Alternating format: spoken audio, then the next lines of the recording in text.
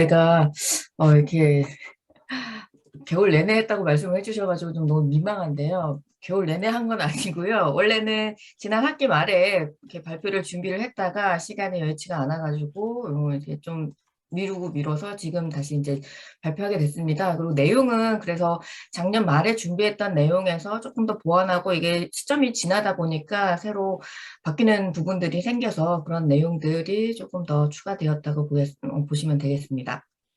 그래서 오늘 내용을 발표하도록 하겠습니다. 발표를 하기 전에 근데 제 목차를 보시면 저희 지난번 아까 말씀하신 그 월드 스마트 시티 엑스포 때 발표했던 내용들이 일부 들어가 있고요.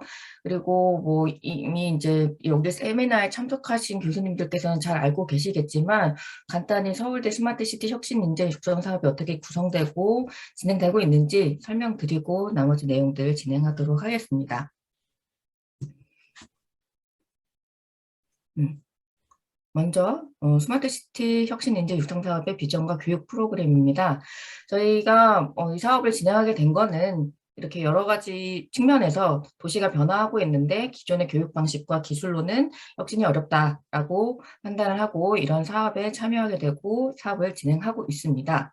그리고 이렇게 네 가지 교육, 운영, 연구, 기타 분야에서 이제 뭐 저희가 워낙 이 스마트 시티라는 것은 도시 분야뿐만이 아니라 다양한 학과 와 융복합 차원에서 진행을 해야지 효과적이기 때문에 그런 차원에서 이 사업이 진행이 되게 된 거고요.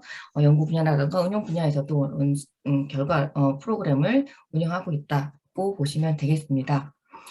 그래서 저희 사업의 최종 목표는 이 과정을 통해서 졸업한 학생들이 해외 신도시 개발 혹은 국내 도시 문제 해결 그리고 데이터 기반의 혁신 비즈니스 창출하는 데 있어서 인재를 육성하고 핵심적인 역할을 할 수 있도록 도와주는 데 있다고 보시면 되겠습니다. 그래서 저희 서울대의 스마트시티 이 사업은 다른 학교랑 비교했을 때 이런 측면에서 굉장히 좀 독특한 체계라고 볼 수가 있겠는데요.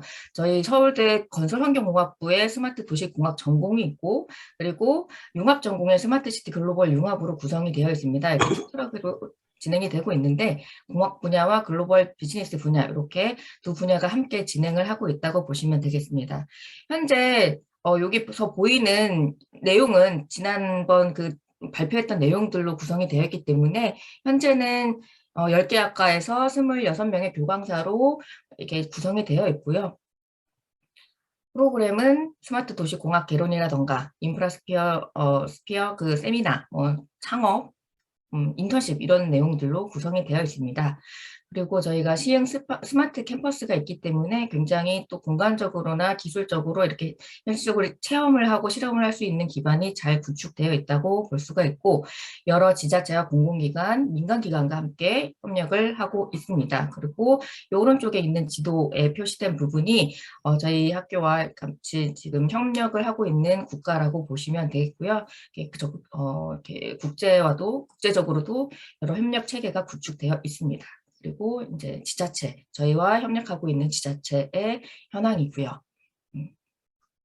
그래서 이제 중요한 거는 저희가 이런 사업을 통해서 얼마나 실적을 내고 있느냐인데 2년 만에 저희가 총 200여 명의 참여자를 모집을 했고요. 그리고 해외 대학 졸업생이라던가 공공기관의 연구센터 장급에서 참여를 하고 있다라는 측면에서 많은 실적이 있다라고 볼 수는 있는데 이런 수업들도 있고요. 창업 수업도 저희가 단순히 학문적인 부분이 아니라 창업 관련해서 현실적인 교육도 하고 있다라는 부분에서 의미가 있고 또 이렇게 언론 보도도 되고 있습니다. 연계 프로그램이고요. 근데 문제는 그래서 이제 교육 실적에 대해서 말씀을 간단히 언급하고 넘어가려고 하는데요. 작년 기준으로 봤을 때 저희 학교에서 SCI 논문 3건을 게재를 했고 국내 학술 발표 37건이 있었습니다. 그래서 그냥 단순히 수치상으로 보면 양적 결과로서는 나쁘지 않은 결과였지만 질적으로 이제 봤을 때는 저희가 지나치게 다른 학교도 학술 발표가 좀 많긴 합니다만 이 논문 수치를 비교했을 때는 다른 학교에 비해서 저희가 현저히 낮은 편이기 때문에 이 부분에 대해서 개선이 필요하다라고 해서 지난번 교수회의에서도 말씀을 드렸었고 현재 진행되고 있는 상황은 3월 기준으로 봤을 때 저희 학교는 논문 1건 그리고 학술 발표 7건이 있습니다. 이 결과는 아직 뭐 올해 초반이긴 합니다. 1분기가 지났긴 했지만 다른 학교에서는 그래도 조금 논문이나 뭐 이런 부분에서 학술 발표에서도 그렇고 조금 이제 양쪽으로도 실적으로도 조금 분발을 하고 있는 상태라고 보여집니다. 왜냐하면 저희가 지금 한 건으로 집계되어 있는 이 논문은 KCI급이고요. 저희가 동일하게 한 건을 발표하고 있는 연세대학교 같은 경우에는 SCI급이고 특히 서울시립대학교는 지금 9건이 게재가 됐기 때문에 이런 추세로 갈 경우 올해도 서울대학교의 이 연구 실적이 조금 미진하지 않을까라는 부분에서 우려가 되고요. 그런 부분에서 보완할 수 있는 방법을 이제 추후에 또 결정해서 다시 말씀드리도록 하겠습니다. 그 부분은 이제 교수회의를 통해서 진행이 될 것 같고요. 그다음에 이제 본격적으로 저희 서울대 스마트시티 커리큘럼을 살펴보고 그다음에 해외 대학교, 국내 대학교 그리고 개선 방안에 대해서 말씀드리도록 하겠습니다. 먼저 저희 학교 내에서 저희 스마트 도시 공학 전공 커리큘럼을 살펴보면 이게 이제 저희가 잠시만요. 여기가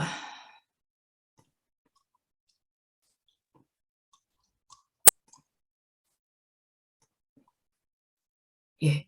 지금 보시면 41개라고 자료를 작성을 했습니다만 이게 제가 커리큘럼 분석할 때 좀 어려웠던 점들 중 하나가 자료 확인이거든요. 지금 홈페이지에서 제공하고 있는 자료와 또 학과에서 제공하고 있는 자료가 일부 차이가 있고 또 실질적으로 운영되고 있는 상황은 또 차이가 있기 때문에 일부 과목은 한 3년, 4년 이상 운영되지 않는 과목도 있고 해서 이게 정말로 이제 완전히 정확하다라고 말씀드리기는 어렵지만 최대한 많은 자료를 확보해서 이제 분석해서 정리한 자료라고 보시면 되겠습니다. 그래서 총 41개 과목이 운영이 되고 있고요. 저희 건설환경공학부 내에 개설된 과목은 30개고 그리고 학부의 11개 과목을 저희 커리큘럼으로 포함하고 있습니다. 여기서 논문 연구는 제외됐다고 보시면 되고요. 저희 학부외라는 거는 그 융합 전공이라던가 그 국제대학원이라던가 기계 쪽 응용 쪽 이런 쪽도 이 학과에서 인정하는 과목으로 일부 포함이 되어 있기 때문에 총 41개고 저희 학부는 30개라고 보시면 되겠습니다. 그리고 이 과목 특성에 따라서 저희가 티어리, 메소드, 프로블럼 솔빙 이렇게 섹션을 3개로 구분해서 나누고 있는데요. 티어리는 저희가 지금 총 16개, 메소드는 13개, 그리고 프로블럼은 12개로 지금 비중으로 봤을 때는 티어리 쪽이 가장 높은 비중을 보이고 있습니다.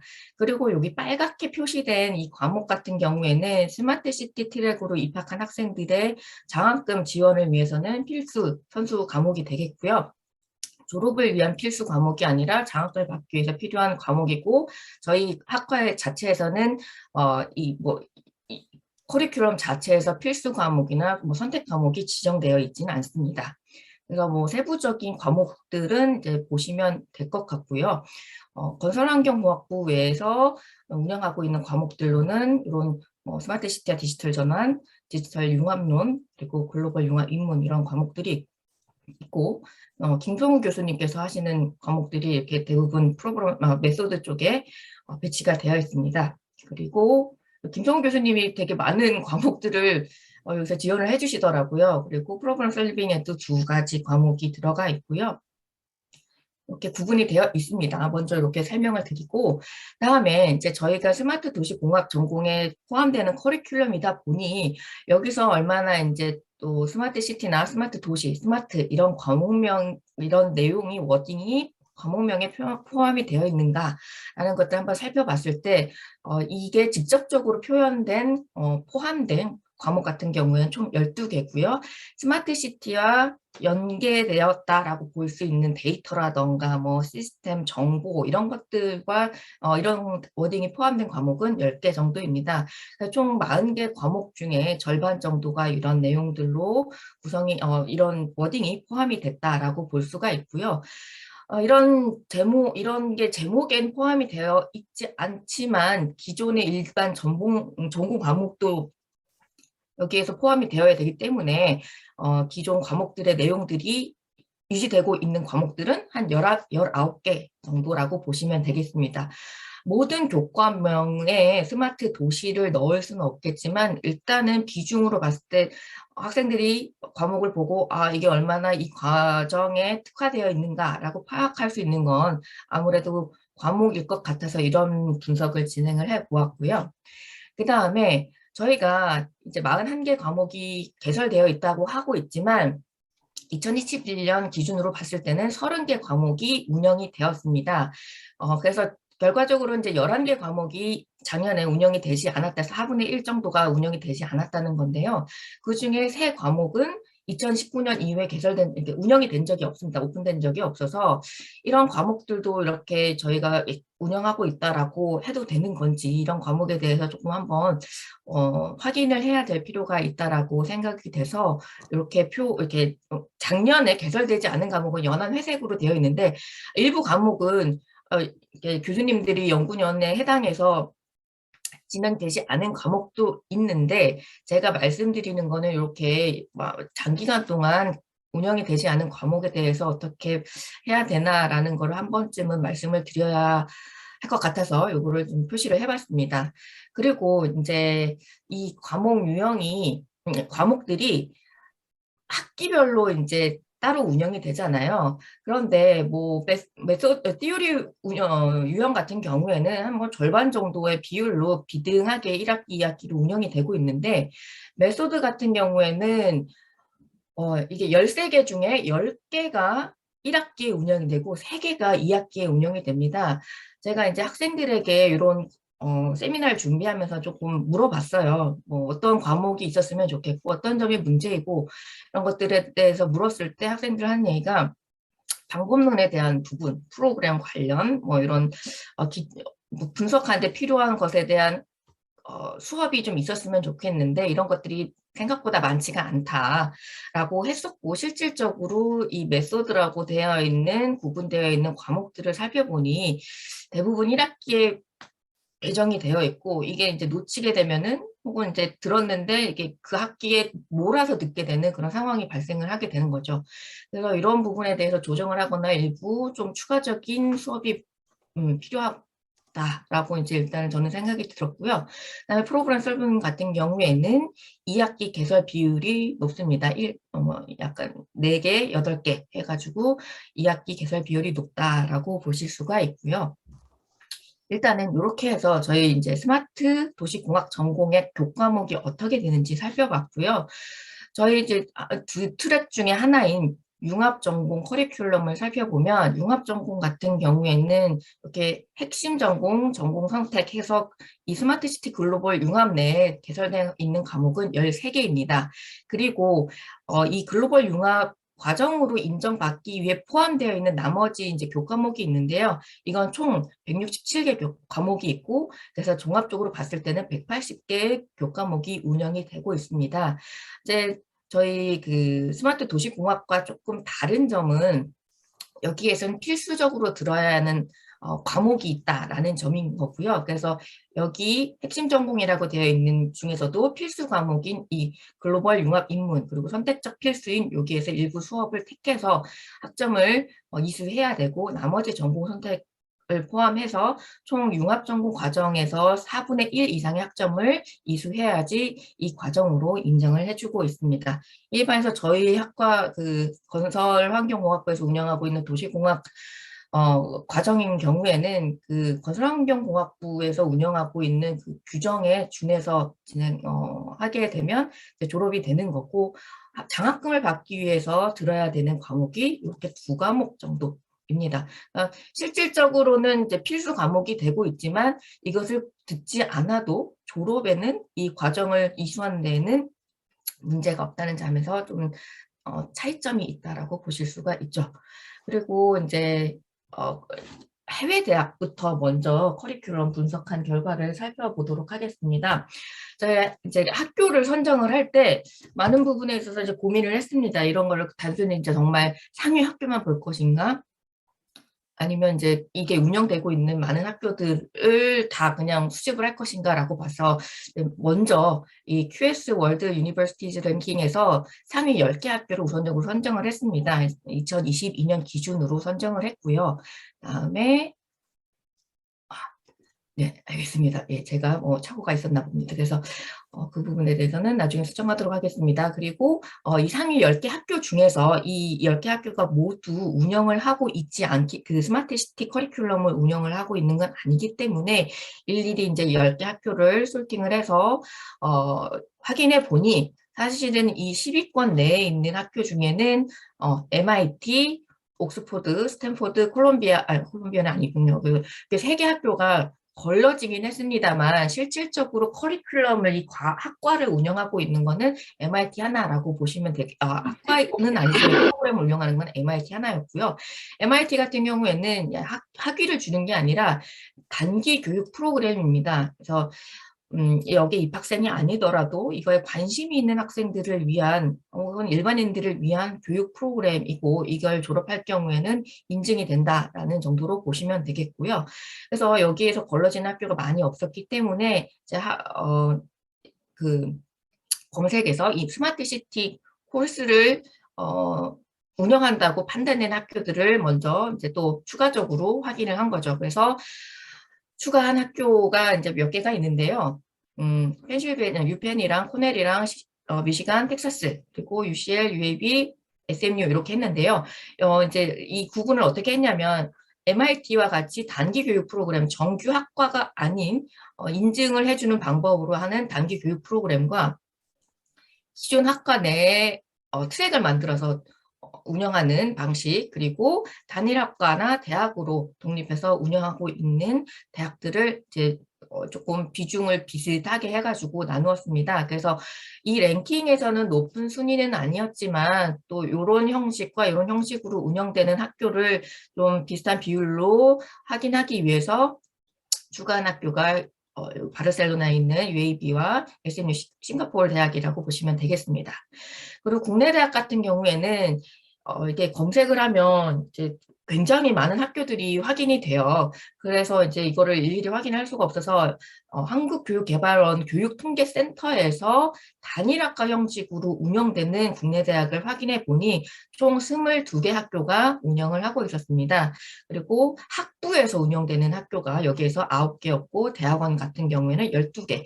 학부와 대학원에서 모두 공동으로 운영을 하고 있는 학교가 한 개의 학교가 있었다라는 것을 확인을 할 수가 있었고요. 이 중에서 이제 저희와 같이 혁신 인재 육성 사업에 참여하고 있는 5개 학교의 커리큘럼을 분석했습니다. 이 5개 학교도 두 가지 이렇게 비정규 단기 교육 프로그램이 아니라 단일학과와 전문 트랙으로 구분해서 진행을 해봤는데요. 학과로 운영하고 있는 학교는 서울시립대학교, 성균관대학교 이렇게 2개 학교고요.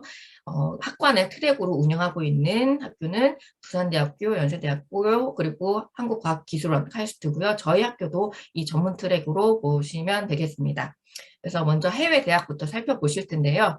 해외 대학은 일단 이렇게 3가지 섹션으로 나눠서 조사를 했는데 이 스마트시티 이 연구센터, 그러니까 정기적인 교육 프로그램이 아니라 그냥 연구센터로 운영되는 학교들이 이렇게 있기 때문에 그거에 대해서는 간단하게 그냥 언급만 하고 넘어가도록 하겠습니다. 먼저 MIT에서 제공하고 있는 프로그램입니다. 여기서는 그 미디어랩, 유명하죠. 미디어랩과 민간기관인 게스마터가 같이 그 프로그램을 운영을 하고 있습니다. 그래서 6주 과정의 온라인 코스 교육 프로그램인데요. 가격은 2,900불 정도 하고 일주일에 한 7시간 내지 9시간, 이거는 이제 그쪽에서 설명하는 시간이고요. 뭐 개인마다 이 시간을 더 초과하거나 뭐 안 될 수도 있다고 보이긴 합니다. 네, 그래서 일주일마다 요 정도 10시간 내외 정도의 시간을 가지고 6주를 이 과정을 이수하면 이 인증서가 나온다라고 보시면 되고요. 그리고 이 프로그램은 이제 기본적으로 온라인으로 운영이 되고 있고, 그래서 온라인 자료와 뭐 학습 포럼, 토론, 비디오 강의, 이건 실제 사례 연구 조사는 이제 개별적으로 진행이 되는 걸 거고요. 이렇게 해서 여섯 개의 모듈이 있습니다.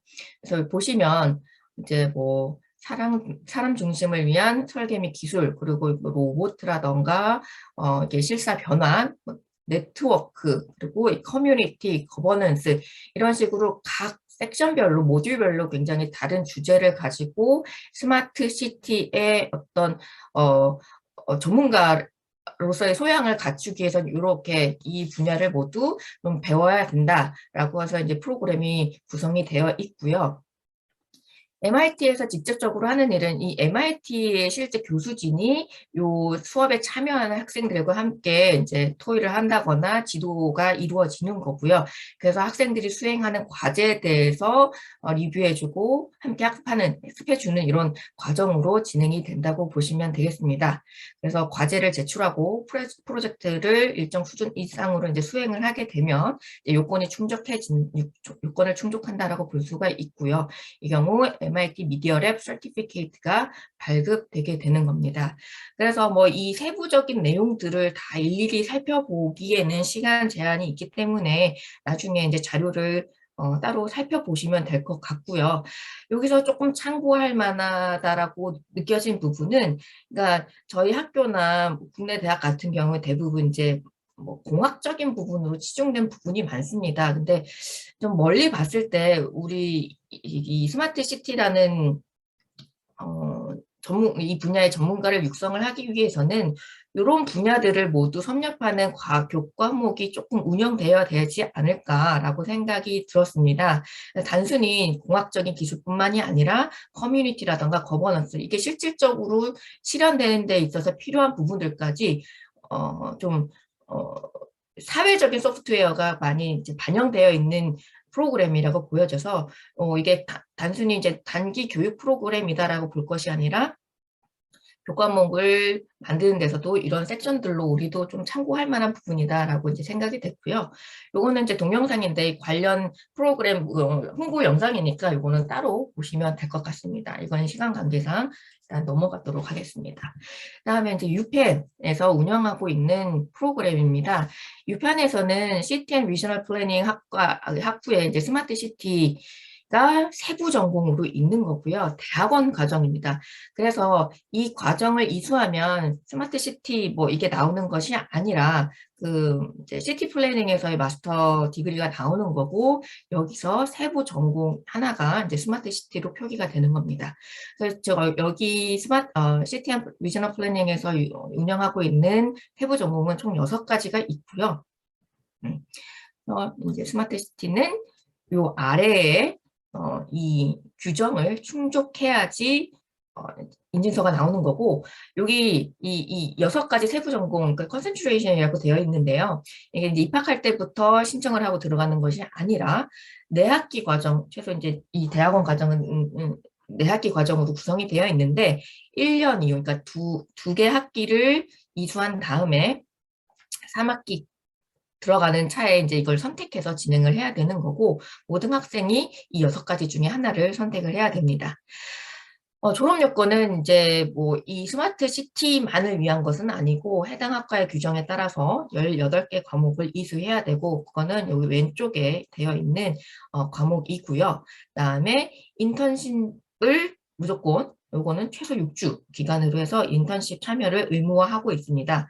그리고 이 세부 전공별로 이제 이수해야 할 과목은 요 빨간색으로 표시된 부분인데요. 여기서 4개 혹은 5개 과목을 이수하면 요 세부 전공 스마트 시티가 이제 발급이 되는 겁니다. 졸업장에 이제 되게 찍혀서 나오는 방식으로 진행이 되겠죠.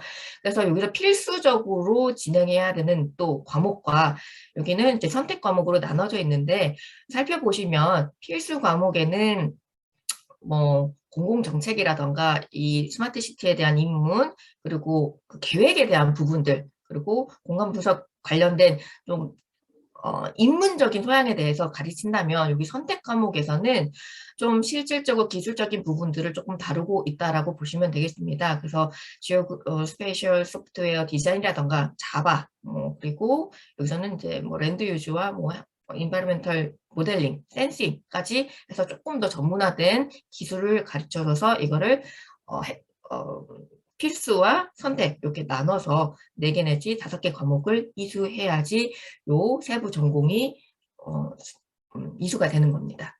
그렇게 해서 유페는 대학원 과정에서 시티 플래닝에서 운영을 하고 있고요. 코넬 같은 경우에는 여기도 역시 이제 학부 내에 일부 트랙으로 운영을 하고 있는데 요거는 방금 본 거와 다르게 이제 학부 과정이고요. 시빌 엔지니어링 과정에 포함이 되어 있습니다. 그리고 여기에서도 4가지 세부 전공이 나누어져 있고 이 중 하나가 스마트 시티라고 보시면 되겠습니다. 코넬 대학 같은 경우에는 좀 자료가 많지가 않아서 이제 좀 세부적으로 분석하기는 어려웠는데요. 이제 여기도 마찬가지로 스마트 시티를 선택하는 경우에는 들어야 될 과목이 학기별로 이제 6개 과목이 개설되어 있다라고 나와는 있는데 여기에서 몇 학점을 이수해야 되는지에 대한 학점 규정은 확인할 수가 없었습니다. 그래서 그냥 이렇게 6개 이것도 뭐 필수, 선택 이런 것들로 나눠져 있는 건 아니고요. 그냥 학기별로 나눠져 있고 교과목을 보면 뭐 엔지니어링, 스마트 시티, 뭐 데이터 분석 그리고 뭐 매스메티컬 모델링이라던가 좀 공학적인 부분에 많은 좀 분석적인 부분에 좀 더 비중이 높다라고 보실 수가 있고요. 그리고 입문적인 거라던가 아니면 실질적으로 뭔가 응용하는 데 있어서 한 2과목 정도 운영이 되고 있다라고 보시면 되겠습니다. 다음에 미시간입니다. 미시간 같은 경우에는 여기도 학부 과정으로 운영이 되고 있고 시빌 앤 인바이러멘털 엔지니어링 학부 과정에서 이 스마트 시티 유형이 운영이 되고 있습니다. 그러니까 여기에는 조금 독특한 건 뭐냐면 여기서 스마트 시티는 그냥 여기 학부 내에서만 운영을 하는 것이 아니라 이 시빌 엔지니어링 혹은 인바이러멘털 엔지니어링 이거를 CEE 과정이라고 하더라고요. 이 과정이랑 그리고 다른 학부인 LSA 여기에서 가 이제 결합된 프로그램이 있습니다. 이게 제가 잘못 이해하고 있을 수도 있는데요. 제가 이해한 바로는 그래서 이게 결합된 프로그램이 포커스 CEE라는 프로그램입니다. 그래서 이 포커스 CEE의 하나의 유형으로 스마트 시티가 운영이 되고 있고요.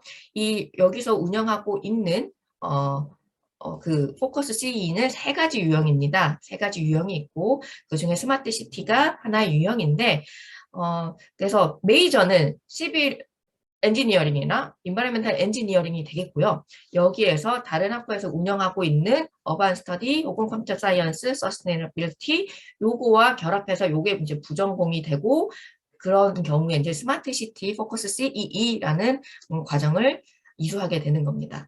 그래서 기본적으로 졸업 요건이라는 것은 CE 전공 규정에 따르고 스마트 시티를 위해서 개설된 그 맞춤형 과목 중에서 이제 15학점을 취득하면 스마트 시티 과정이 이수가 되는 거고 그 결과로서 컴퓨터 사이언스 부전공을 취득하게 되는 겁니다.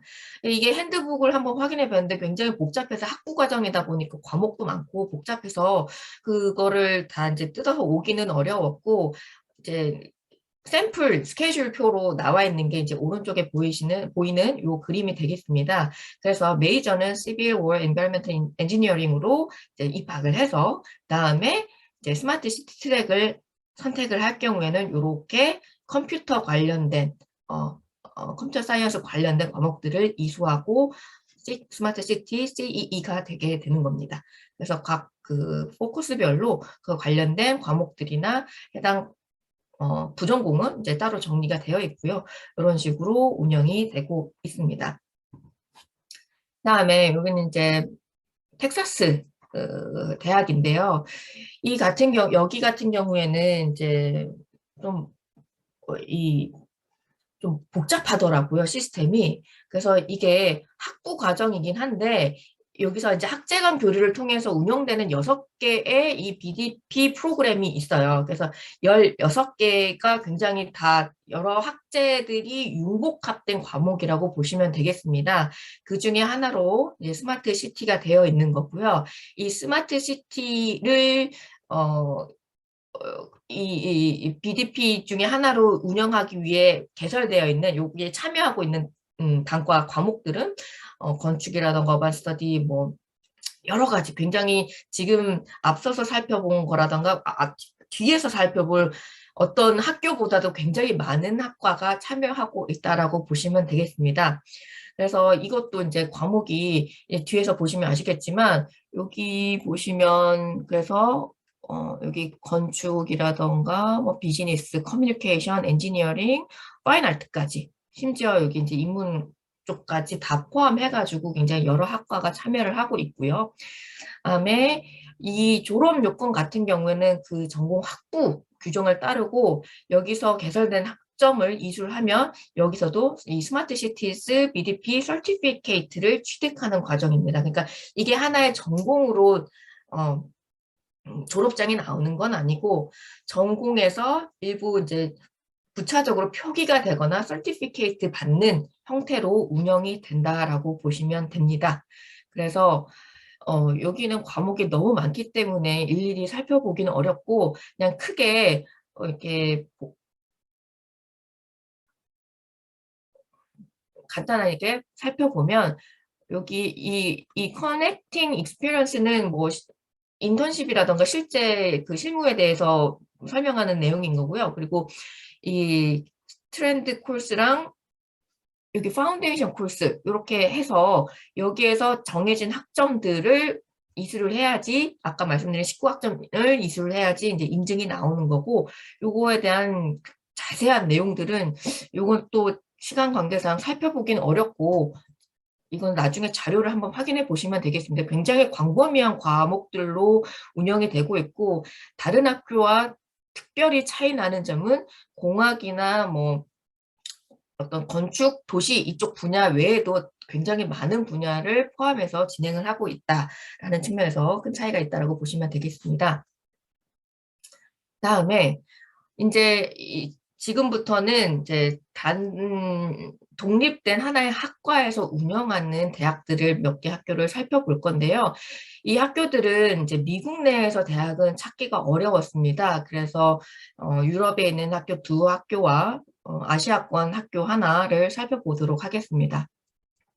아무래도 이 스마트 시티라는 게 학문적으로 정립이 아직까지 논의되고 있는 단계이다 보니 독립된 학과로 운영을 하는 데 있어서는 아직은 이렇게 조심스러운 것으로 보이고요. 우선 UCL을 살펴보면 UCL 같은 경우에는 이렇게 네. 바틀렛 센터에 소속된 이 스마트 시티 앤 얼반 어널리틱스라고 학과가 독립되어 있습니다. 요 이제 그냥 간단하게는 까사라고 이야기를 하더라고요. 바틀렛 센터 for Advanced Spatial Analysis라고 하는 거는 까사에서 이거를 운영하고 있다라고 간단히 설명을 드릴 수가 있겠습니다.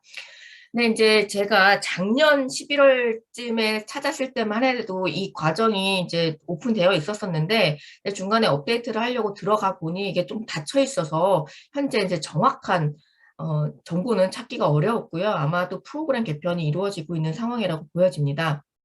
그래서 석사급 대학원 과정으로 개설되었었다라고 이해하시면 될 것 같고요. 여기는 이제 필수 모듈과 선택 모듈로 나누어서 총 이제 105학점 플러스 15학점, 60학점을 이수해야지 이게 졸업 180학점으로 알고 있는데 180학점을 이수를 해야지 이 졸업을 할 수 있는 것으로 보여집니다. 그래서 핵심 모듈에는 이게 모듈이라고 되어 있으니까 이게 숫자가 굉장히 큰데요.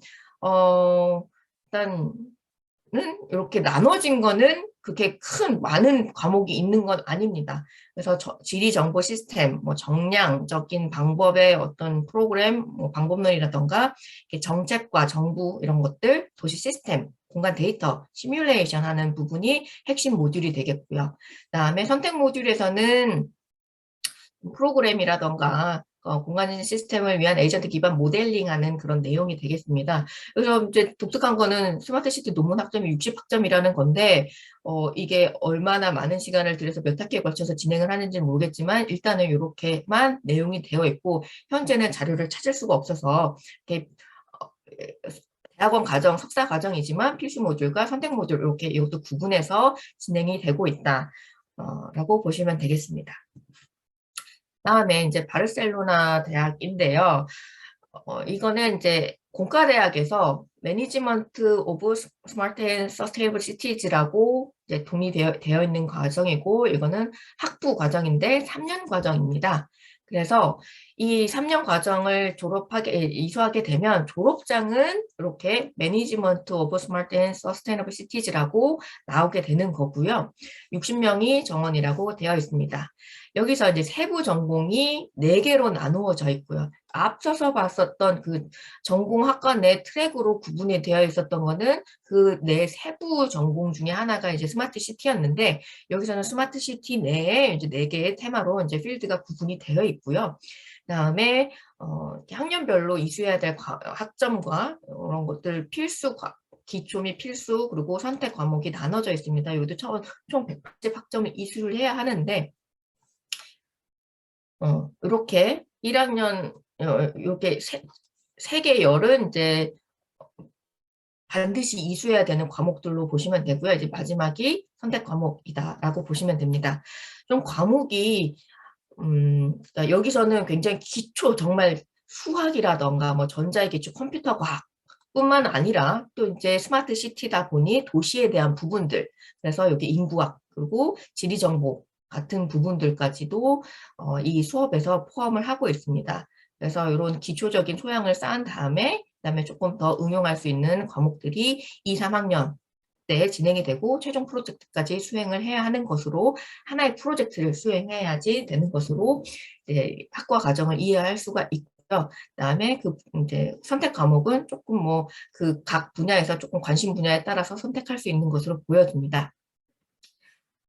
여기서 이제 뒤에 다른 학교에도 매니지먼트가 이렇게 들어있는 거는 거의 없어서요. 싱가포르에서 살펴보면은 있긴 합니다만 매니지먼트 차원의 뭐 이런 개념이 들어가 있다라는 측면에서 조금 앞서서 본 학교와 차이가 있고요. 그다음에 싱가포르 대학을 살펴보면요. 싱가포르 매니지먼트 유니버시티죠. 그래서 여기서는 스마트 시티 매니지먼트 앤 테크놀로지라고 이렇게 분리가 되어 있습니다. 여기도 학부 과정으로 진행이 되고요. 여기서 이제 졸업을 하게 되면 스마트 시티 뭐라고 나온 메이저가 아니라 BSc, 그러니까 아마 사이언스 쪽인 것 같아요. 사이언스 버첼러가 나오는 것으로 보시면 되겠습니다. 그리고 여기에서 이제 36학점을 이수를 해야 되고요.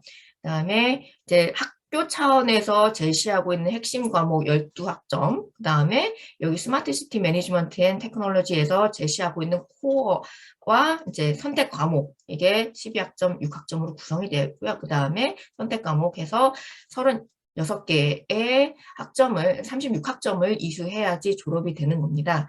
그래서 여기서 이제 중요한 거는 이렇게 스마트 시티에서 제시하고 있는 코어 선택 과목인데요. 요거를 자세히 살펴보면 소프트웨어와 IoT 기술에 대한 부분, 그리고 분석 기술에 대한 부분, 소셜 컴퓨팅 스킬에 대한 부분으로 나누어서 기술적인 부분들을 따로 관리를 해서 이거를 코어 과목으로 관리하고 있습니다. 그리고 프로젝트 익스피리언스, 이것 인턴십과 관련된 내용으로 보여졌고요. 그다음에 선택 과목에서 보면 소셜 앤 매니지먼트와 관련된 부분, 또 이제 컴퓨팅에 관련된 부분으로 이제 선택 과목이 나누어지는데 이 부분, 그러니까 이게 매니지먼트 유니버시티이다 보니 보여지는 특성으로 보입니다만 다른 스마트 시티 트랙에서 보여지는 것과 좀 차이가 이 부분인데요. 예, 이렇게 좀 사회, 뭐 경영 뭐 이런 부분과 관련된 과목이 조금 더 체계적으로 다양하게 잡혀 있다라고 보여집니다. 그리고 나머지 여기서는 이제 두 과목만 선택을 하면 되는데, 이거는 뭐 기존에서 이야기하고 있었던 기술적인 부분과 크게 차이가 나지 않아서 하나씩 살펴볼 필요는 없을 것 같고, 이런 부분에서 싱가포르 매니지먼트 유니버시티는 차이가 있더라. 조금 더 소셜 매니지먼트 이런 부분에 강화된 특성을 보인다라고 보실 수가 있겠습니다. 그다음에 스탠포드 같은 경우에는 아까 말씀드린 대로 정규 학과나 이렇게 프로그램이 없고 관련 연구소가 있다. 그리고 이제 스탠포드 같은 경우 얼마 전에 작년이었나요? 재작년이었나요? 이제 송도 글로벌 그 캠퍼스 만들어진데 연구소가 이제 오픈되었기 때문에 좀 이슈가 됐었었는데 이런 식으로 연구소가 운영이 되고 있고 콜롬비아 역시 전문 학과는 없지만 이 연구센터가 운영이 되고 있다라고 보실 수가 있겠습니다. 그리고 현재 그 미국에서 운영되고 있는 여러 가지 스마트 시티의 형태를 봤을 때에는 학과나 단일 트랙으로 학과 차원에서 독립된 건 없고 트랙으로 운영되는 데가 대다수였고 아직 트랙까지 운영을 하진 않지만 관련된 그 교과목을 운영하는 차원에서 진행을 하고 있다라고 보실 수가 있겠습니다. 그다음에 서울시립대학교를 국내대학교 5개를 살펴보도록 하겠고요. 먼저 이렇게 독립되어 있는 형태로 운영되는 학교 서울시립대 성균관대를 보도록 하겠습니다. 시간 관계상 지금 저희가 많은 한 13분 정도 남았는데요. 빨리 진행을 하도록 하겠습니다. 먼저 이제 세부적인 과목을 본다기보다는 이제 체계를 조금 살펴볼 건데요. 여기 이제 참여하고 있는 학과는 도시공학, 교통공학, 공간정보공학, 환경공학, 재난과학, 물리학. 그러니까 여기서 이제 다른 학교와 차이가 있는 부분은 재난과학과 물리학이 있다 정도로 일단은 참여 학과에서 볼 수가 있고요. 여기서는 구분을 Learn and Connect, Accelerate, Strengthen으로 나눠서 이렇게 기초, 전공 융복합, 산업연계, 문제해결, 국제협력으로 나누고 있습니다. 그래서 이 전공 융복합 안에서는 각각의 이제 섹션들이 각 그 세부 전공에 따라서 이 도시공학이라든가 교통이라든가 이런 거에 따라서 구분이 되어 있는 것 같고요. 여기서 이제 기초 전공이라고 해서 데이터 마이닝을 위한 블록체인, 빅데이터 분석과 활용 머신러닝, 그러니까 굉장히 조금 입문적인 수준에서 어떤 데이터 처리라든가 프로그램과 관련된 그 과목이 운영이 되고 있다. 라고 보실 수가 있습니다. 그리고 대부분의 과목명에 스마트 시티가 이제 아마 전략적으로 붙인 것 같은데요. 모든 과목에 다 들어가 있다라고 볼 수가 있습니다. 이런 식으로 이제 체계가 운영이 되고 있고요. 성균관대학 같은 경우에도 이제 미래도시융합공학과라고 해서 독립된 형태로 스마트 시티가 운영이 되고 있습니다. 여기도 아까 보신 것처럼 체계가 필수, 그리고 그다음에 트랙별 전공, 공통 기반, 트랙별 전공, IT 방법, 실무 능력으로 나눠져 있고요. 이걸 또 이런 식으로 나눠서 살펴볼 수가 있습니다. 그러니까 결국은 이제 필수 과목이 여기에 이제 제시가 되어 있는데요. 여기 석박사별로 공통 기반이라던가 트랙별 전공, IT 이런 이수해야 하는 과목에 대해서 정리가 되어 있습니다. 그리고 이제 이 학교의 특성은 비건설 전공자를 위한 일반 트랙이 별도로 구성이 되어 있다고 하는데, 그러니까 이렇게 이제 이 분야별로 전공한 학생이 아니라 비건설 분야 전공자를 위한 트랙이 있다고 하는데 그 자료는 확인을 할 수가 없어서 이제 여기에 정리는 못했지만 일단은 그렇게 설명은 하고 있습니다. 그리고 여기서 이제 독특한 부분은 테크놀로지 비즈니스 매니지먼트라던가 스마트 시티 스타트업 세미나라던가 이런 부분들 보면 조금 창업이나 실무를 위한 과목들이 개설되어 있다라고 보실 수가 있고요. 근데 이게 이제 작년 자료를 기준으로 했을 때는 이렇게 되어 있는데 이번에 이제 새로 개편된 교과목을 봤을 때는 요 매니지먼트 자료는 이 과목은 제외되어 있는 걸로 보여서 이게 어떻게 운영되고 있는지는 정확하게 매해 확인을 해봐야 될 것 같습니다. 이런 식으로 해서 트랙별 전공에 대다수의 과목이 들어가 있고요. 이제 IT 방법론이라고 따로 구분되어 있다라는 점에서 조금 차이가 있음을 알 수 있습니다. 그다음에 이제 부산대학교를 살펴볼 텐데 부산대학교는 도시공학과 내에 스마트시티 트랙이 운영이 되고 있습니다. 그래서 5개 학과 도시공학, 컴퓨터공학, 전자공학, 사회환경시스템공학이라고 되어 있는데 이거는 토목에 가까운 그 전공이고요. 실내환경 디자인 이렇게 5개 학과가 참여하고 있습니다. 커리큘럼은 기초융합 전공, 그러니까 기초융합 전공 심화, 전공 심화는 또 계획 분야와 기술 분야로 구분이 되어 있고요. 그 다음에 창업 이렇게 구분이 되어 있습니다. 대다수의 수업이 이 전공 심화 과정으로 나눠져 있는데요. 전공 심화, 그러니까 각 세부 전공별로 교과목이 대부분이고 기초 과목과 뭐 융합 과목에서는 이제 2가지 과목만 운영이 되고 있습니다.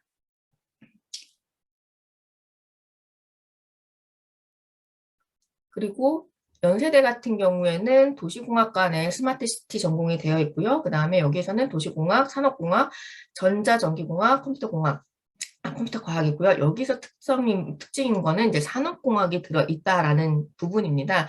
산업공학과가 했기 때문인지 몰라도 여기에서는 교과목 중에 이 뭐 스마트시티 비즈니스 모델 개발 방법론이라던가 아니면 스마트시티 서비스 디자인 같은 이런 과목이 개설되어 있고요. 이제 조금 더 세부적으로 살펴보면 인프라, 기술, 융합 서비스로 나눠져 있고 이게 이제 과목의 어떤 특성들로 살펴봤을 때 응용, 핵심, 기초, 공통, 창업 이렇게 되어 있습니다. 다만 이제 창업을 제외하고서는 이제 공통해서 응용 과목별로 수준이 이 수업의 이제 뭐 난이도라던가 복잡성이 더 높아지는 거로 보실 수가 있고, 방금 말씀드렸다시피 이 산업공학과의 특성이 조금 반영되어 있지 않나라고 보여집니다.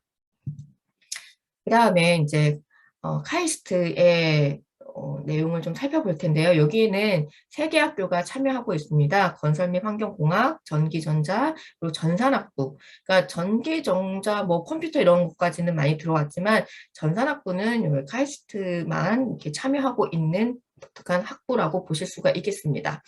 그리고 이제 이게 거기에서 제공하고 있는 자료가 같은 데서 제공하고 있는데도 조금 달라가지고 일단은 요게 최신판이라고 생각하고 요 내용으로 구성을 했는데요.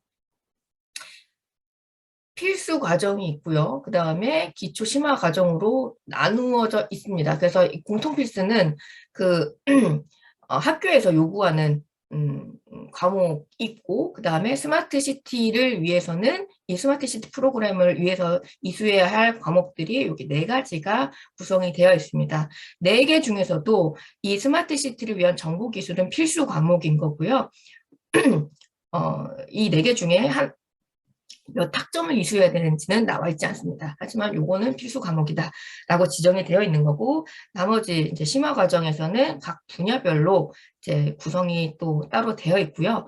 이 과학기술, 카이스트의 특성이 이제 로봇이라던가 이런 기술적인 부분에 굉장히 발달했다라는 부분인데, 그런 부분이 조금 반영돼서인지 어떤 도시 토목에 대한 조금 다른 학교에서는 도시 기반으로 많은 것들이 운영이 됐다면 여기서는 자율주행이라던가 아니면 로봇같이 좀 기술과 다른 학교도 공학 기반이긴 합니다만 이런 자율주행과 로봇이 조금 많이 강화되어 있다라고 보여져요. 그래서 여기서는 도시보다는 그런 부분이 좀 더 강화된 특성이 보인다라고 이제 판단이 됩니다.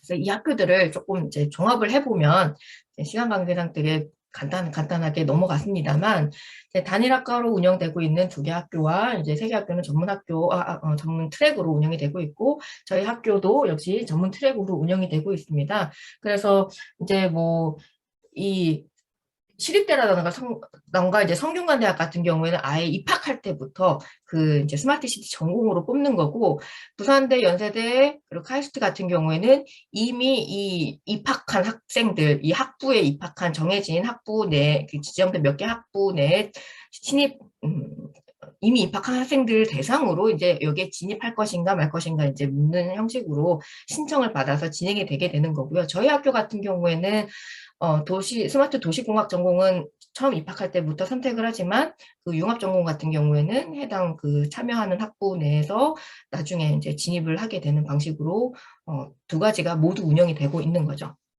그래서 이제 참여학과는 이렇게 보시면 될 것 같고 이제 특징들을 비교해 보면 서울시립대는 다 대부분이 스마트 도시, 뭐 데이터 이런 것들이 포함이 되어 있다. 그리고 이렇게 기초 수업이 개설되어 있어서 학생들이 진입하기 편안하게 느낄 수 있다.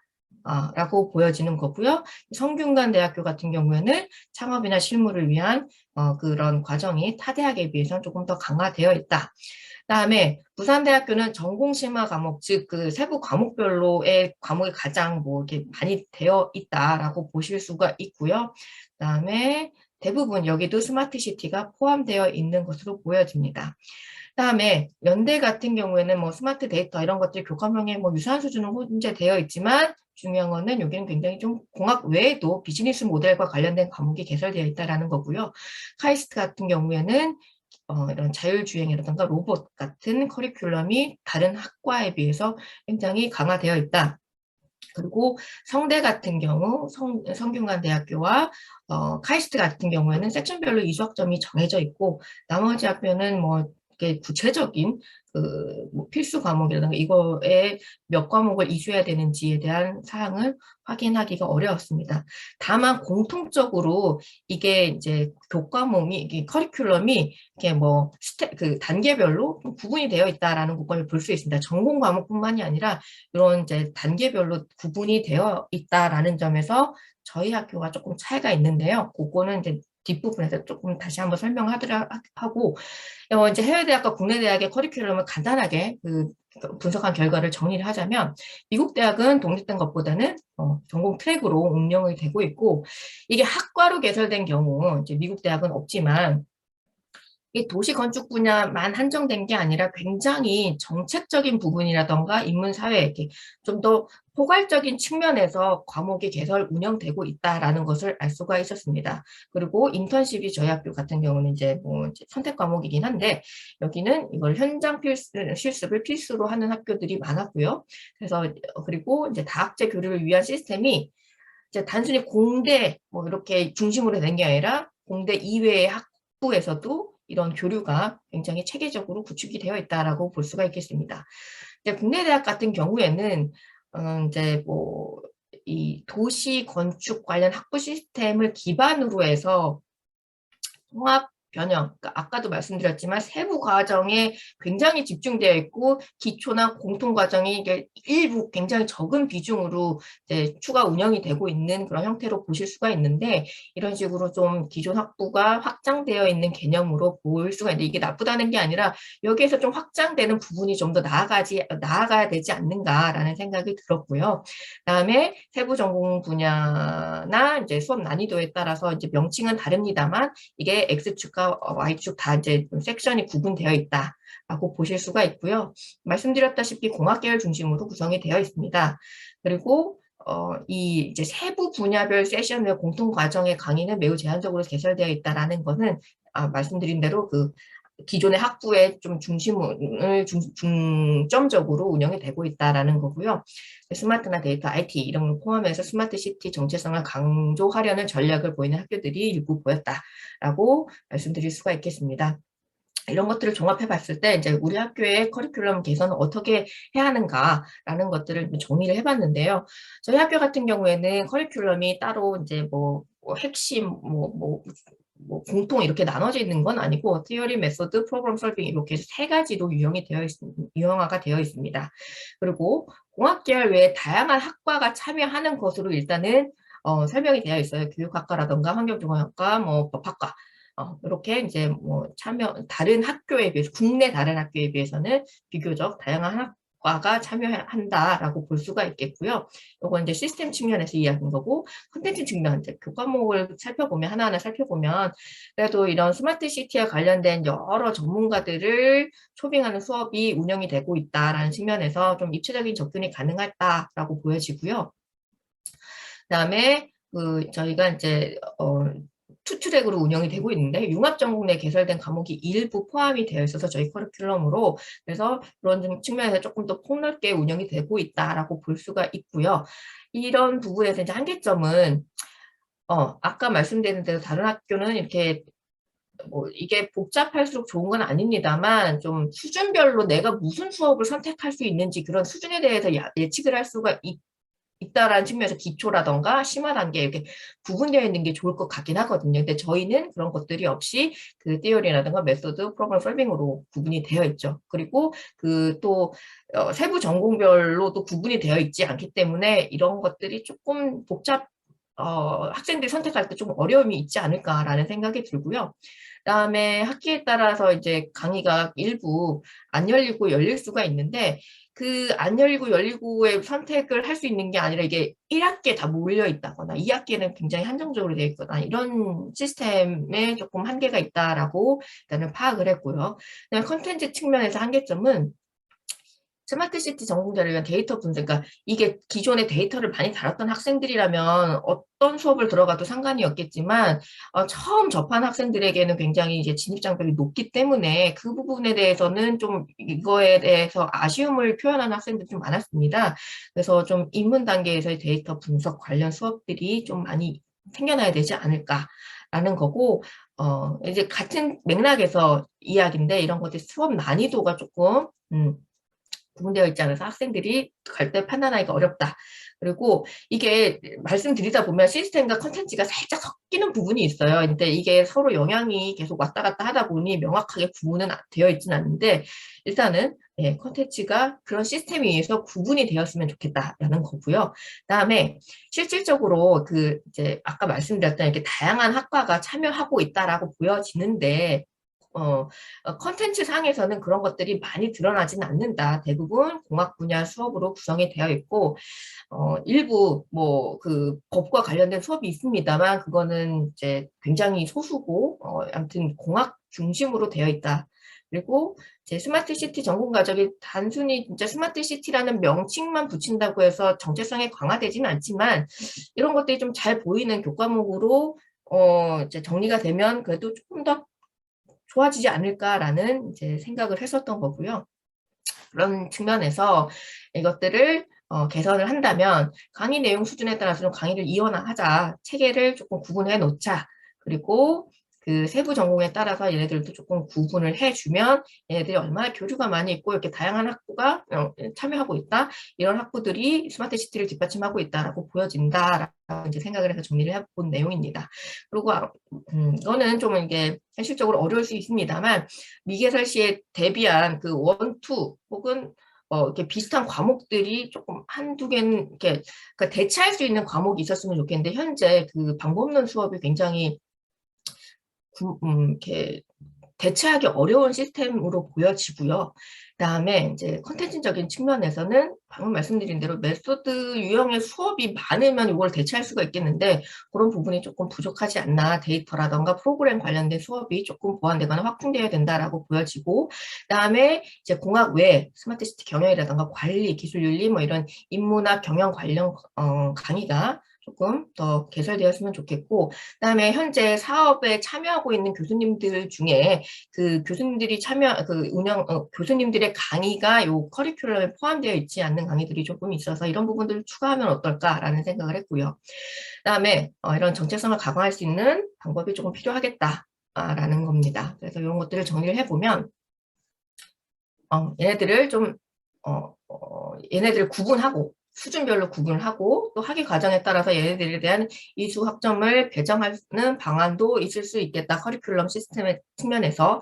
그래서 공통과정, 심화과정, 융합과정으로 이제 공통과정은 그냥 입문 단계로 보시면 되고 심화과정은 그 전공별로 조금 난이도 있는 과목이라고 보시면 되겠습니다. 융합과정 이런 것들을 응용하는 세션이라고 보면 되고 이런 것들이 좀 체계적으로 잡히면 학생들이 선택에 훨씬 더 도움이 될 것 같다라고 생각이 듭니다. 그다음에 그 메소드 유형, 과목 조정을 하자라는 이야기인 거고 그래서 이런 것들을 구체적으로 살펴보면 메소드는 이제 강의를 신규로 개설하거나 아니면 이제 신규로 개설할 때 이제 몰리는 것보다는 이제 단계별로 수준 1, 2 뭐라고 해서 학기별로 좀 교차해서 학생들이 선택의 폭을 넓힐 수 있는 방법을 좀 고안을 한다거나 이게 정규 과목으로 개설이 어려울 경우 이게 과목 개설이 좀 어렵더라고요. 그래서 이럴 때는 좀 특강 프로그램 형식으로 운영을 하면 어떨까 싶습니다. 그래서 10주 또는 5주 또는 10주 이거는 그 MIT처럼 그런 식으로 방학 때 운영을 하거나 아니면 온라인으로 운영을 하거나 이런 식으로 해도 되니까 방학이나 저녁 시간 때 개설해서 이런 특강 프로그램을 하는 것이 어떨까라고 생각을 했고요. 그다음에 현재 뭐 창업이나 인턴십 강의는 이제 미분류되어 있었는데 요거를 이 강의는 이제 프로그램 슬래빙으로 되어 있었지만 이제 논문 연구 같은 경우에는 이제 프로그램 이게 구분이 되어 있지 않았기 때문에 미분류되어 있었기 때문에 얘네들을 프로그램 솔빙에 넣고 얘네들을 이제 융합 세션으로 넣는 거죠. 얘네들은 모든 것들을 종합해서 응용하는 세션으로 볼 수가 있기 때문에 융합 세션으로 배치하는 거는 이제 제가 제시하는 아니고 이렇게 하자는 건 아닙니다. 이런 식으로 될 수 있다라고 보는 겁니다. 그다음에 조금 프로그램 솔빙에서 실질적으로 문제를 해결할 수 있는 그 단순히 공학적인 부분뿐만이 아니라 어떤 정말 하나의 프로젝트를 통해서 문제를 해결하는 방법을 좀 연구할 수 있는 강의가 필요하지 않을까라고 제시를 한 거고요. 그 다음에 이런 뭐 인문, 경영, 그리고 정체성 강의까지도 종합을 해봤을 때 이런 식으로 한번 정리가 될 수 있을 것 같습니다. 그래서 지금 티어리 쪽에 너무 치중되어 있었던 과목들이 이제 메소드와 프로그램 솔빙으로 조금 더 좀 보완이 되고 특히 이제 도시 빅데이터 분석이라고 해서 이 과목에 대해서 이제 저희가 이제 신청을 해놨는데 심사가 어떻게 이루어지고 있는지는 모르겠습니다. 이게 좀 기본적인 소양을 채울 수 있는 수준에서의 메소드 프로그램 관련 수업이 됐으면 좋겠고 그다음에 그래서 이걸 공통 과목으로 나누어 봤고 그다음에 분야별 핵심 과목은 이게 모든 과목을 다 나눌 수가 없어서 어느 정도 통합하고 구분하는 방식으로 정리를 했습니다. 그리고 이제 융합 과목이라고 해서 이렇게 부분을 프로그램 솔빙 하에 이거는 메소드나 티오리라고 볼 수 없기 때문에 이런 식으로 구분을 해봤고요. 그래서 각 세션별로 이런 식으로 학과 학위 과정에 따라서 제시를 할 수 있지 않을까라고 생각을 합니다. 그래서 이제 이런 과목들은 2020년 2학기라던가 2023학년 1학기 과정에 포함하는 걸 목표로 하고 아까 말씀드렸다시피 도시 빅데이터 분석은 이제 신청을 학기 초에 이미 완료를 했는데 이거는 진짜 도시 빅데이터에 필요한 굉장히 기초적인 그 프로그램이라든지 통계 기법 모델링을 학습하는 걸로 이제 이거는 신설하는 거죠.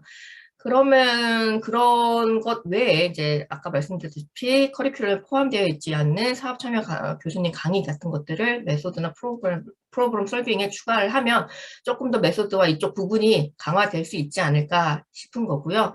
지금 부족한 거는 입문과정 수준에서의 내용들이기 때문에 이런 식으로 2022학년 2학기와 1학기가 되겠네요. 1학기에 좀 추가를 하면 되지 않을까라고 이제 정리를 해보았습니다. 여기까지 하고요. 시간이 조금 다급해가지고 마지막에 좀 서둘러서 설명을 마무리했습니다. 혹시 질문사항이라던가 좀 논의돼야 될 사항이 있으면 말씀을 해주시면 좋겠습니다. 시간이 좀 넘었네요. 죄송합니다. 네, 이렇게 조사를 상당히 열심히 이제 했는데요. 혹시 교수님들이나 학생들 중에서 또 조사한 거에 대해서 질문이나 의견이 있으시면은 한번 주시고요. 제 생각에는 이제 요거를 지금 전체 교수님이나 전체 학생들이 다 참여한 게 아니기 때문에 요걸 좀 요약을 해서 서면으로라도 한번 의견을 받아보고 올해 그러니까 이번 학기 안에 개선 방안을 만들어서 다음 학기 시작하기 전에 과목 신청할 거는 신청을 하고 하여튼 후속 절차가 그렇게 좀 진행되면 어떨까 싶고요. 그냥 스터디 한 걸로 그냥 끝나면 안 될 것 같고 그런 의견이 있습니다. 그래서 나중에 다시 서면으로 이제 의견을 취합은 해보겠고 오늘 이 동영상도 찍은 거를 이제 공유를 해서 같이 볼 수 있도록 그렇게 해보겠습니다. 그렇지만 지금 이 자리에서 코멘트 할 게 있다, 또 질문 의견이 있다, 이런 교수님이나 학생 계시면 한번 질문해 주시기 바랍니다. 일단 박수를 한번 쳐줄까요? 이제 열심히. 감사합니다. 예, 박경선 교수님. 예, 네. 예, 안녕하세요. 저는 스마트시티 글로벌 융합 BK 사업단의 박경선이라고 하고요. 전공이 교육공학입니다. 지금 이제 교육 프로그램 개발이라든가 교육 평가 이런 쪽으로 이제 연구나 이제 개발을 했었는데 지금 유혜정 교수님이 해주신 그 절차라든가 아니면 지금 개선 방안 제안해 주신 부분이 너무 대단한 연구를 하신 것 같아서 너무 많이 도움이 된 것 같고요. 너무 감사드립니다. 그래서 제가 작년 초에 왔을 때 이제 잘 몰랐는데 한 1년 지나고 지금 3학기째입니다. 근데 말씀하신 그런 부분들, 그러니까 이제 도시 빅데이터 분석하는 그런 부분들이 방법론적인 거를 그 융합 전공을 하다 보니까 이렇게 뭐라 그래야 되죠? 그 방법론을 꽉 잡고 이게 제시 주시는 분이 없는 거예요. 근데 이제 제가 이제 저희 사업 기획서를 봤을 때는 분명히 방법론이 있는데 그 부분이 되게 조금 아쉬워서 가능한 그 부분을 하시는 교수님들이 오셔서 세미나로 일단 시작을 했고 그 다음에 LH와 같이 이제 비교육 과정을 도시 빅데이터 분석 같은 거를 이제 했었고요. 그 다음에 또 하나 축으로 볼 수 있는 게 디지털 트윈이 아닌가 싶습니다. 제가 이제 이쪽 분야에서 내용 전문가가 아니기 때문에 잘 모르는 것 같긴 하지만 그 데이터 사이언스하고 디지털 트윈이 두 개의 축으로 저 융합전공에서는 방법론으로 가져가는 것이 필요할 것 같다라는 생각을 두 개 학기 지금 세 개 학기 운영하면서 느꼈고요. 그 다음에 인턴십도 작년에 이제 아까 제시해 주셨을 때 융합 쪽에 이제 인턴십하고 창업을 말씀해 주셨는데요. 그 학생들이 인턴십을 가기 전에 인턴십 을 할 수 있는 그 업체를 이제 구하고 연구기관이나 그 세팅을 구하고 거기서 가기 전에 사전에 그 무슨 프로젝트를 할 것인지를 조금 설계를 해줘야 되는 부분이 있고요. 그 다음에 그 과정과 그 결과를 평가하는 그 시스템이 되게 잘 준비돼야 된다는 것을 느꼈습니다. 근데 저는 이제 그런 부분에 있어서 어떤 평가 툴이라든가 그 다음에 과정을 하는 부분에 있어서 잡 에이드처럼 만들어서 거기다 작성을 하면은 그 작성된 내용 자체를 보고 학생들이 역량이 무엇이며 그 업체에서 뭐를 배웠고 그 다음에 그 결과 보고서는 무엇이며 그 업체에서 어떻게 얘를 평가하고 학생이 뭘 배웠는지에 대한 전반적인 과정을 시작 전서부터 끝까지 할 수 있는 그런 체계적인 그런 툴 같은 거는 아주 완벽하게는 아니지만 얼추 학생이 가기 전에 그런 것들을 해야 된다는 그런 필요성을 느꼈습니다. 그래서 그 부분을 이제 했는데 그게 사실은 쉽지가 않습니다. MOU 체결해서 인턴십을 한다라는 그 부분이 학생들 선에서는 어렵고요. 지도 교수님이 해주셔야 되는 부분이 있었던 것 같습니다. 그래서 이렇게 많은 시간이 지났기 때문에 저 이렇게 말씀드리는 거는 더 이상 안 될 것 같고요. 아무튼간 너무 애써주셔서 정말 많이 궁금했었는데 유혜정 교수님하고 권영상 교수님께 진심으로 감사드리고 발표해 주신 내용과 연구 보고서가 있다면 공유를 해주시면 저 융합전공 발전하는 데 있어서 많이 도움이 될 것 같고 BK 사업을 중심으로 해서 융합전공 계시는 모든 분들께 본 발표 내용과 관련된 자료를 공유했으면 좋겠다라고 하는 희망사항이 있습니다. 진심으로 감사드립니다. 감사합니다. 예, 감사합니다. 아, 교육공학 전공하셨군요. 네. 전공은 몰랐는데. 네. 특히 뭐 김용일 교수님 유해승 교수님 발표도 너무 유익하게 잘 들었고요. 또 우리 박경선 교수님 이렇게 코멘트도 재밌게 잘 들었습니다. 저는 이 어떤 뭐 코멘트라기보다는 제가 한 가지 좀 같이 좀 고민을 해봤으면 하는 문제인데요.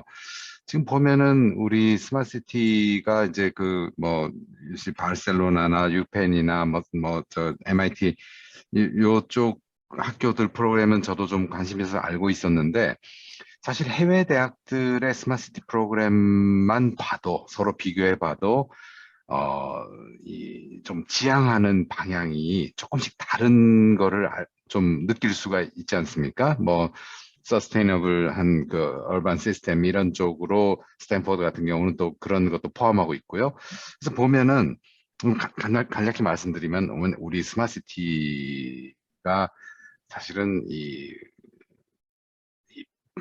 좀 시야를 넓혀서 보면은 거의 정말 모든 학문들이 다 관련이 있어요. 어떻게 보면. 근데 그러면 우리 그 서울대학교 우리 이 프로그램에서는 좀 그걸 어떤 방향성 같은 걸 좀 좁혀서 뭐 지금 와서 이런 말씀 드리는 건 좀 그렇지만 좀 뭐 특화한다 그럴까요? 예를 들어서 뭐 뭐 재재난 쪽, 또 어떤 뭐 범죄, 도시의 범죄라든지 또는 뭐 질병 건강 시스템, 뭐 또 인프라, 교통 뭐 이런 쪽으로 우리가 잘할 수 있는 거를 좀 더 강화하는 게 나을지, 아니면 뭐 도시 행정이라든지 도시 기후라든지 뭐 또 여러 가지 이제 제가 좀 그 관심 있는 건 이제 우리 미래 라이프 스타일이 좀 많이 바뀔 것 같아서 어떤 미래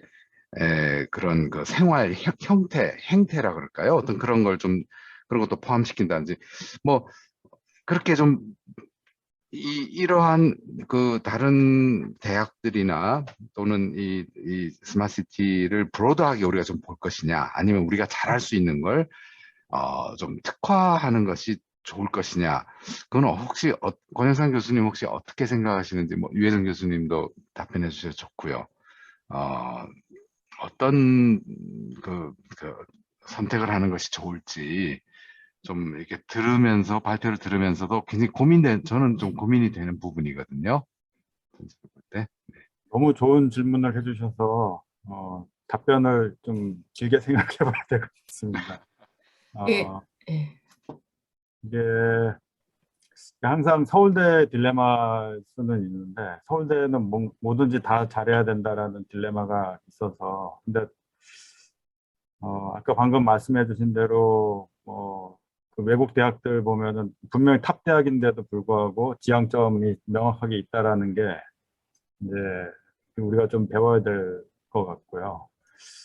지금 다른 참여 교수님들 의견을 한번 받아보긴 해야 되겠습니다만, 지금 사실 이제 제안서상에 우리가 이제 해놓은 거는 아까 말씀하신 그 생활 환경하고 자율주행하고 뭐 이런 교통에 대한 부분, 그리고 서스테이너블에 대한 부분, 뭐 이렇게 해서 한 5개 정도로 특화는 돼 있는데, 그게 뭐 말씀하신 대로 거의 전부분을 담당하고 있어가지고 그거 한번 고민을 해보겠습니다. 근데 이제 여기 글로벌 융합 전공은 이제 명확한 게 이제 그 해외 비즈니스 쪽으로 좀 특화되어 있다라는 느낌을 제가 받기 때문에 오히려 이제 글로벌 융합 전공은 이제 명확한 목표가 있고, 그에 비해서 이제 여기 스마트 도시공학 쪽은 좀 약간 일반회적인 거를 이제 추구는 하고 있는데, 오늘 한번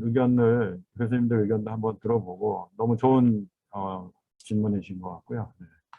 네. 저희가 실제로 작년에 말에 그 카이아의 평가를 받았을 때 그런 비슷한 얘기가 있었던 것 같아요. 그러니까 그 좀 특화시켜서 서울대만의 어떤 그런 게 이제 뭔지 궁금하다, 뭐 이런 질문이 있었던 것 같고요. 한번 고민을 해보겠습니다. 해보고 아니, 저 혼자 고민하는 게 아니고 사실 같이 고민하셔야 돼요. 예, 같이 좀, 예. 그리고 예를 들어서 신경원 참고로, 교수님, 네, 예, 네. 잠시 말씀드려도 예, 될까요? 예, 예. 제가 지난주 그 외부에서 이제 그 카카오 모빌리티에 그 홍성환 이사라고 이제 그 디지털 트윈 개발팀 팀장 을 만나서 한참 논의를 했었는데, 이 카카오 모빌리티 같은 경우는 지금 교통 그런 모빌리티 쪽에서 디지털 트윈 데이터를 구축하고 이렇게 그 정밀 도로 지도라든지 이제 건물 그 출입구라든지 이런 것까지도 이제 디지털 트윈 형태로 데이터를 구축하려고 하는데, 이게 그럼 디지털 트윈이라는 것이 우리가 구축 쪽에 접근할 것이냐, 아니면 이런 식으로 활용도 디지털 트윈이 뭐 메타버스라든지 뭐 또 다른 구축해 놓으면 여러 가지 분야에 쓰일 수 있잖아요. 그러면 이제 이 어떤 디지털 트윈이라는 주제 하나만 해도 이 어프로치를 우리가 어떻게 할 것인지 고민을 잘 해야 될 것 같거든요. 우리 프로그램에서 어디까지 갈 것이냐, 또는 그냥 어떤 구축 기술을 전달하고 끝날 것이냐, 아니면 아예 그건 제외하고, 구축 기술은 제외하고 활용 쪽으로만 학생들한테 이렇게 가르칠 것이냐, 뭐 이런 부분들 디테일에 참 우리가 같이 고민해 봐야 될 부분이 많은 것 같아요. 꼭 디지털 트윈이 아니더라도 빅데이터도 마찬가지고요. 네네. 네, 저 질문 뭐 이것을 줄이겠습니다. 예. 예, 이거 두 번째 질문도 아주 중요한 질문이신 것 같습니다. 아무래도 빅데이터랑 디지털 트윈이 이제 어떻게 보면 이제 양대 축같이 느껴지는데,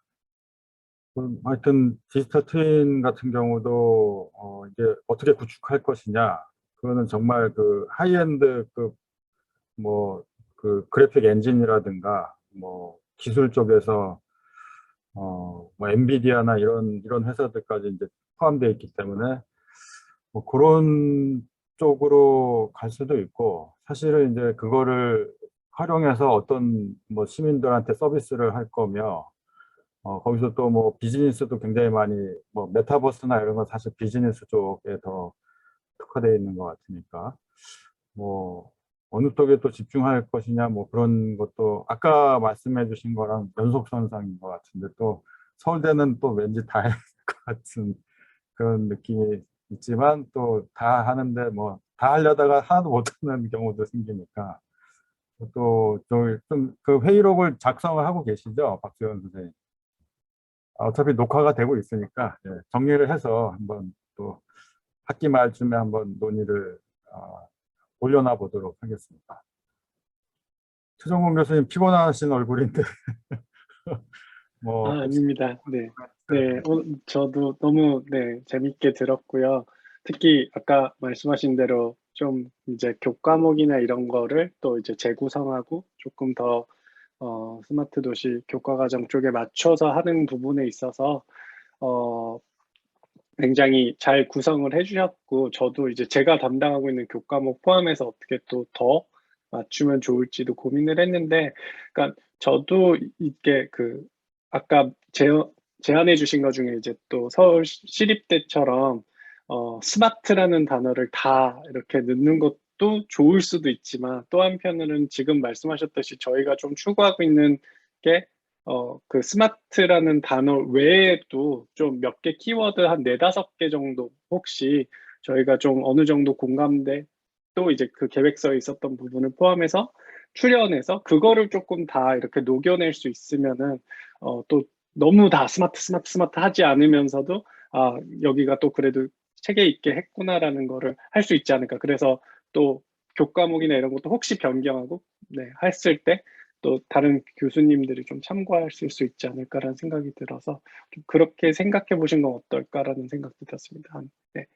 뭐 세네 개, 네다섯 개 정도 키워드로 좀 고민을 해보고 네, 그거를 포함해 보는 건 어떨까 했습니다.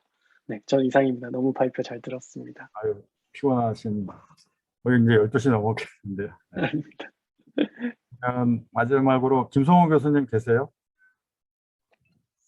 예, 저 있습니다. 제가 지금 밖에 이동 중이어서요. 그냥 네. 짤막하게 말씀드리겠습니다. 우선 이렇게 그 참여 교수님들이 다 계신데, 그거에서 아무리 아이디어를 내봐야 그 교수님들 전공에서 컨비네이션 된 결과밖에 나올 수가 없는데, 저 이제 유혜정 개건 교수님께서 이제 또 그 프레시 룩으로 봐주셔서 아마 잘 도출이 된 것 같고요.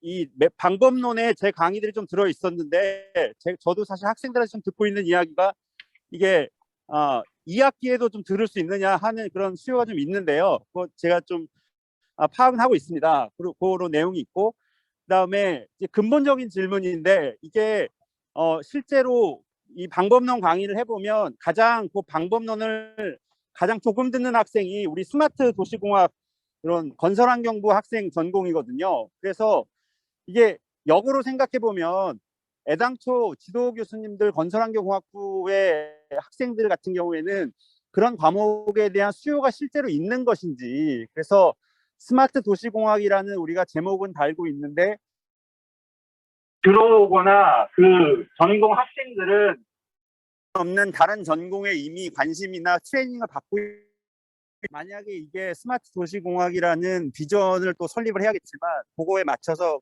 작동을 하게 하려면 또 그런 부분에 대해서 그런 뭐 좀 더 유입이 되도록, 아마 트레이닝을 하든지 유입이 되도록 해야 될 것 같은데, 그런 생각이 좀 들으면서 좀 근본적인 생각이 좀 들었습니다. 짧게 마치겠습니다. 오늘 발표 너무 잘 들었습니다. 감사합니다. 네, 감사합니다. 네. 우리 전공에서 방법론을 맡고 계신 김성원 교수님 좋은 의견이시고요. 하여튼 뭐 오늘 여러 가지 얘기 들었지만 뭐 후속 그 내용을 이제 좀 정리를 해서 좀 의견 수렴을 거친 다음에 그 1학기 말쯤에 다시 한번 이제 그 방향을 확정을 지어서 이제 2학기 때부터 좀 과목 신청할 때 이제 좀 신경 써서 과목을 만들 수 있도록 그렇게 한번 진행해 보겠습니다. 이게 사실 아까 그 6개 대학 중에서 우리 대학만큼이나 좀그 보수적인 데가 이제 카이스트인데, 카이스트도 그 얘기 들어보니까 그 전공 커리큘럼을 싹 다 바꿨다고 하더라고요. 그게 저한테 조금 그 충격이었었는데, 하여튼 뭐 저희도 뭐 또 서울대 또 너무 이렇게 기민하게 움직이는 게 또 서울대스럽지 않으니까 우리는 이렇게 좀 천천히 이제 바꿔보도록 그렇게 해보겠습니다. 네. 저기 점심시간 때 점심 대접도 못하고 이 세미나가 길었는데요. 오늘 세미나는 이것으로 마치겠습니다. 네. 네, 감사합니다. 유혜정 교수님 수고 예, 많으셨습니다. 감사합니다. 감사합니다. 네, 수고하셨습니다. 감사합니다. 감사합니다. 네. 고생하셨습니다.